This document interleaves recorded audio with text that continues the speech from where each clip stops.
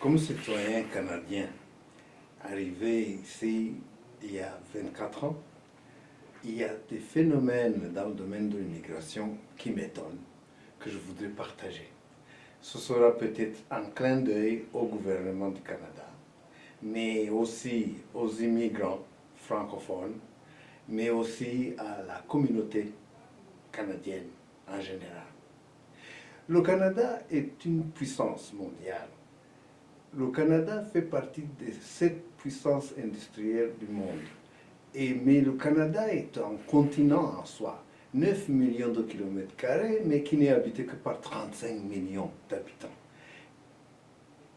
L'apport fondamental pour l'économie et la société canadienne devrait insister sur une plus grande immigration.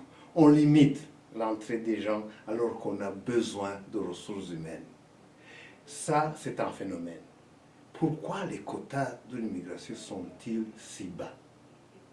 Deuxième phénomène, quand il y a une immigration comme l'immigration francophone, que j'observe très sérieusement, il y a des ressources, des professionnels qui sont formés à l'étranger, à grands frais, qui arrivent ici au Canada, et le Canada ne les utilise pas. Moi, j'appelle ça un gâchis.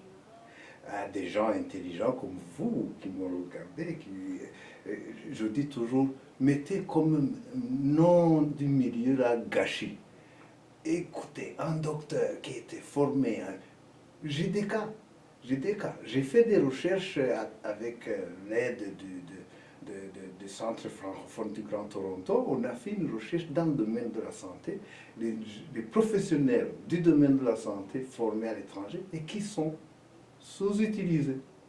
Il y en a même qui sont à l'assistance sociale, alors qu'ils ont beaucoup de choses dans leur tête qui pourraient contribuer au développement socio-économique de ce pays. Allons. Mais qu'est-ce qui se passe-t-il? Il y a ce qu'on appelle les ordres professionnels. L'ordre des médecins, l'ordre des ingénieurs, l'ordre de ceci, de cela, qui sont de vrais gouvernements au sein du gouvernement du Canada. Il faut qu'on se réveille. Il faut que le gouvernement mette une certaine empreinte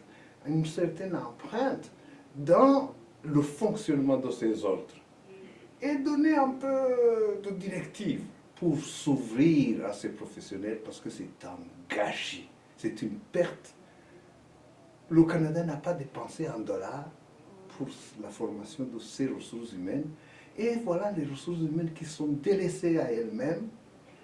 Et tenez-vous bien, certains se tapent des dépressions phénoménales, tombent malades, et vous savez comment la santé mentale est la santé la plus précieuse qu'on ait. Il y a un adage qui dit « No mental health, no wealth ». Voyons, réveillons-nous.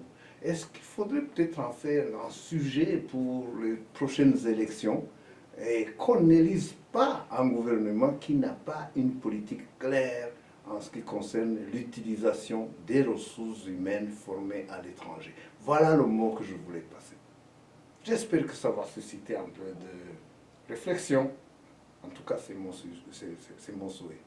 Merci.